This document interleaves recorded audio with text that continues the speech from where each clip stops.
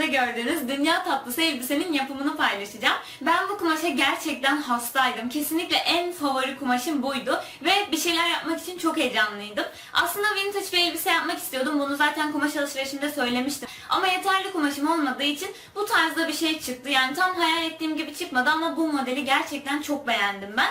Arkasında şöyle bir düğüm detayı var. Bu düğüm detayını bu sene hem önde hem arkada çok fazla gördüm ve ben de kullanmak istedim. Gerçekten çok rahat ve böyle çok farklı olduğunu düşünüyorum. Özellikle şu anki kombinimle. Umarım siz de beğenmişsinizdir. Eğer videom hoşunuza giderse beğen butonuna basmayı ve videoların devamını görmek isterseniz kanalıma abone olmayı unutmayın. Kendinize çok iyi bakın. Elbisem için 2,5 metre viskon kumaş kullanacağım. 2,5 metreden anca çıkıyor maalesef. Bunu kumaş alışverişi videomda göstermiştim zaten. Sağ üst köşeden izleyebilirsiniz. Öncelikle kumaşın bir kenarından bu şekilde katlıyorum. Yani 2 kat kumaşım var şu anda. Ve kumaşımın üzerine böyle askılı bir pijamam var. Onu yerleştiriyorum. Bu bana hafif bol gelen bir pijama üstü. Pens falan attığımızda tam üzerimize oturması için bir tık geniş yapmamız gerekiyor. Elbisemin belini nerede istiyorsam pijamamın üstünü oraya kadar katladım ve kenarlarından kesiyorum. Kloş eteklerde çok fazla kumaş gittiği için öncelikle kumaşımdan eteğim çıkacak kadar bir parça ayırdım ve kalan kısmıyla üst parçayı yapmak istedim. Çünkü ben üst parçaları yaparken birazcık abartıyorum ve çok uzun yapıyorum. Onun için eteğini riske atmak istemedim. Böylece ön parçamı kesmiş oldum. Şimdi buna pens atacağız. Normalde ben pensleri hep üzerimde de atabiliyorum. Yani bunun için mankene ihtiyacınız yok. Ama ben videoda biraz daha net bir şekilde gösterebilmek adına mankenin üzerinde atacağım. Ön parçamı bu şekilde mankenin üzerine yerleştiriyorum ve tam kenarlarını mankenimin yanlarına iğneliyorum. Daha sonra göğsün tam orta altından itibaren başlayıp kenara doğru şöyle hafif bir eğim vererek üzerine oturta iğneliyorum. Göğüse doğru geldiğimde tuttuğum yer biraz daha inceliyor, daha sonra tekrardan kalınlaşıyor. Siz de o şekilde yapmalısınız. Pens atmanın daha farklı yöntemleri de var ama bu tarz elbiselere bence en güzel bu göğüs altından olan pensler yakışıyor.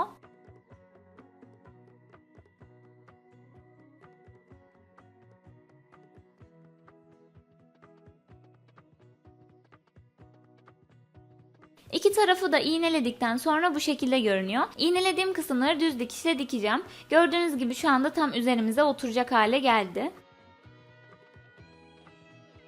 Penslerimi diktikten sonra bu şekilde görünüyor. Mutlaka bedenin içine doğru ütülemeyi unutmayın diğer parçalarla birleştirmeden önce. Öncelikle ben bu ön parçanın yakasını kapatmak istiyorum ve askılarını halletmek istiyorum. Bunun için farklı bir yöntem göstereceğim size. Daha önce pek kullanmadım. Öncelikle bu yakanın ortasındaki oval kısma yetecek kadar bir biye kestim. Biyeyi verevden yani kumaşın çaprazından kesiyorum ki oradaki yuvarlaklığa gelebilsin. Çaprazdan kestiğim için gördüğünüz gibi esniyor zaten. Biyemi ikiye katlayıp ön parçamın yakasının kenarına bu şekilde dikeceğim. Birazcık gererek dikmemiz gerekiyor. Ben overlock'la diktim ama tabii ki normal makineyle de dikebilirsiniz. Bu her işlem için geçerli.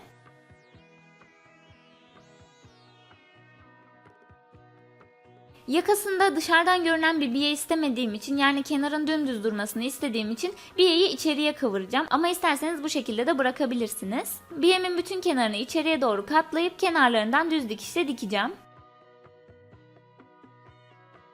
Diktikten sonra bu şekilde görünüyor.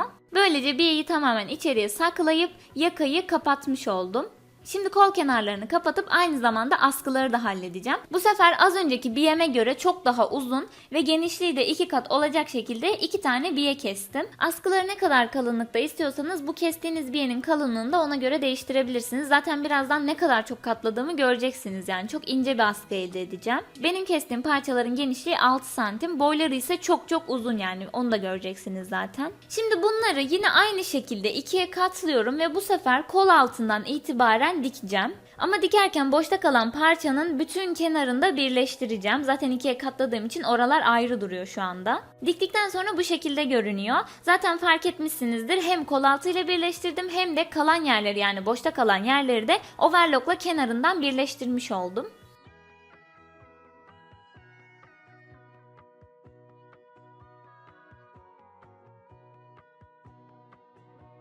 Daha sonra bu şekilde overlock dikişimi dışarıya doğru katlayıp bu biyeli parçamı onun etrafında sarıyorum. Yani diğer tarafa doğru geçiriyorum. Böylece içeride de overlock dikişimi saklamış olacağım.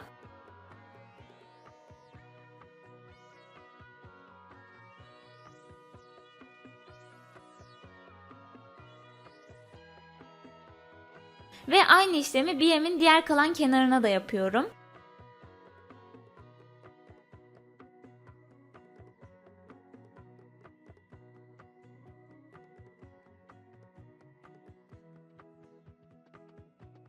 Kenarlarından düz dikişle dikiyorum.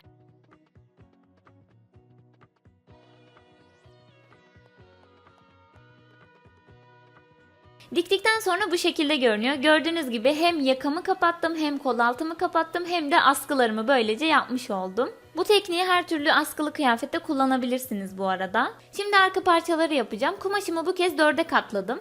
Bunu ben aslında ön parçayı ilk kestiğim anda yapmıştım. Gördüğünüz gibi şu anda yakası falan kapalı olmayan bir ön parça var. Sadece burada uzunluğunu ve yan tarafın kıvrımını aynı şekilde verebilmek için ön parçayı üzerine koydum. Videonun akış sırası biraz daha düzgün görünsün diye bu şekilde yaptım. Yan kısmını ve boyutunu ön parçama göre ayarladıktan sonra uç kısmını bu şekilde upuzunca kesiyorum. Bu benim arkadaki bağımı oluşturacak. İki tarafta bombeler eşit olabilmesi için de dikine doğru katlayıp diğer tarafı taklit ederek kesiyorum. Ben çok fazla uzun yapmak istemedim. Kenar kısmından en uç kestiğim kısma kadar 40 santimdi. Daha uzun da yapabilirsiniz isterseniz. Arka parçalarımı kestikten sonra ikişerli yüzleri birbirine bakacak şekilde üst üste yerleştiriyorum. Ve gösterdiğim yerlerden dikiyorum. Diktikten sonra bu şekilde görünüyor. Şimdi bunları tersine çeviriyorum. Bu uç kısımlara da makasla giriyorum. Mutlaka düzgün bir şekilde çevirin. Bunu yapmamdaki amaç, bağladığımızda kumaşın sadece düz yüzünü görmüyoruz, tersini de görüyoruz. Ve ben içeriği de temizlediğimde kumaşın tersini asla görmeyeceğiz.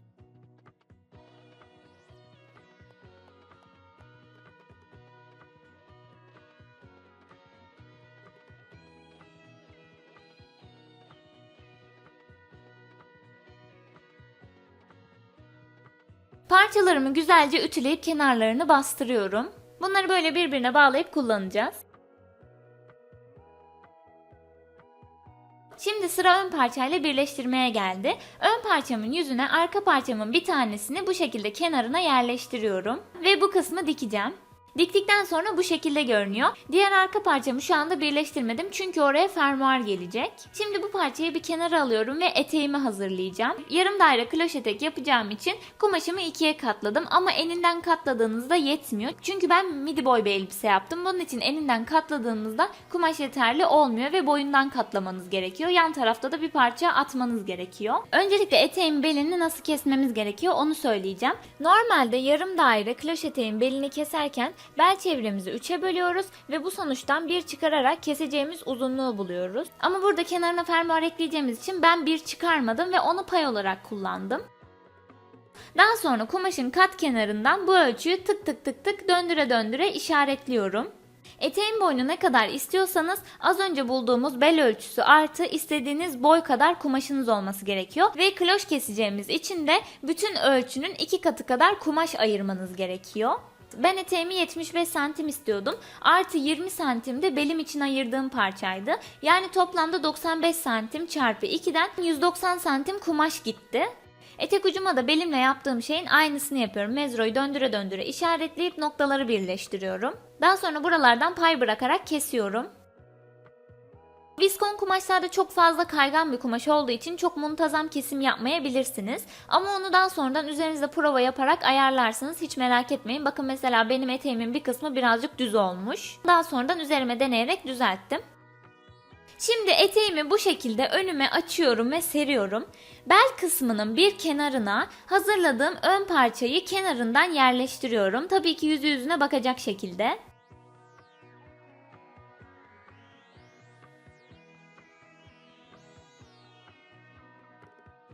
Arka parçanın da 3-4 santimini iğneliyorum. Hepsini iğnelemeyeceğim. Eteğimin diğer açık kenarına da arka parçamın diğer parçasını iğneliyorum. Yine 3-4 santim olacak şekilde. Burada birini bir kenara iğneledin ama bunun amacı ne diye sorarsanız ortada kalan kısım eteğin sırt kısmı olacak ve orası da açık olduğu için bu şekilde iğnelememiz gerekiyor. Ve burayı boydan boya overlockla dikiyorum. Diktikten sonra bu şekilde görünüyor. Şimdi fermuar yapacağım yan kısmı overlockla temizleyeceğim. Benim overlock çektiğim yerlere siz sürfile de yapabilirsiniz eğer overlock makineniz yoksa. Ama overlockla gördüğünüz gibi kenarlar oldukça temiz oluyor ve bu beni çok mutlu ediyor. Yan kısma bir gizli fermuar dikeceğim. Çünkü beli dar olduğu için bu şekilde giyemiyoruz elbiseyi. Gizli fermuar çok muntazam bir şekilde nasıl dikebilirsiniz? Bunun püf noktalarını sağ üst köşedeki videonun 5:35. saniyesinde bulabilirsiniz.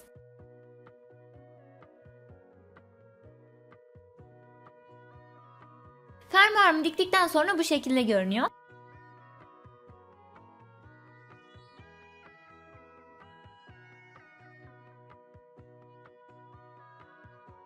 Şimdi buradaki fermuar dikişini sanki devam ediyormuş gibi etek ucuna kadar birleştireceğim.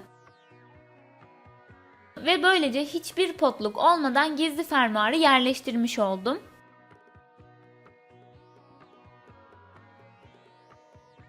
Eteğin belinin arka kısmında hiçbir şey tutmadığı için orası birazcık sarkma yaptı. Ben de orayı toparlamak için ufak bir lastik yapacağım. Oradaki uzunluktan bir tık daha dar olacak şekilde yumuşacık bir lastiğimi kestim ve oranın kenarına dikiyorum.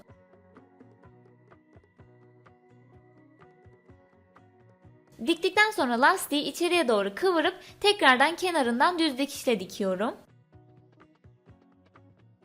Ve böylece sırt kısmındaki eteğin sarkmış görüntüsünden kurtulmuş oldum. Bu aşamadan sonra üzerimde prova yaparak askılarımın yerlerini belirledim ve arka parçanın kenarından 7 santim uzaklıkta olacak şekilde askılarımı buralara iğneliyorum.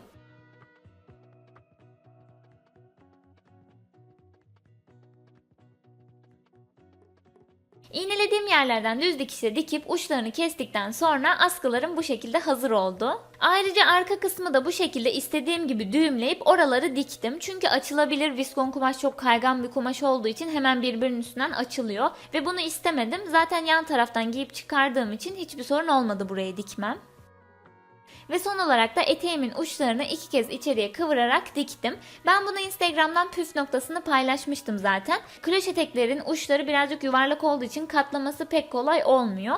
Ve ben şöyle bir çözüm buldum. Öncelikle eteğin ucuna boylu boyunca overlock çekiyorum. Siz aynı şekilde sürfüle çekerek de yapabilirsiniz. Daha sonra overlock dikişimden hizalayarak 2 kez kıvırarak düz dikişle dikiyorum. Overlock'un ipleri içeride bir dolgu malzemesi yaptığı için hem aynı düzeyde dikmemi sağlıyor hem de çok kolay bir şekilde dikmemi sağlıyor. Hiç iğnelemeye falan gerek kalmıyor.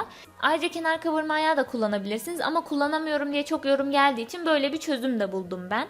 Ve böylece elbisem bitmiş oldu. Eğer videom hoşunuza gittiyse beğen butonuna basmayı ve videoların devamını görmek isterseniz kanalıma abone olmayı unutmayın. Kendinize çok iyi bakın.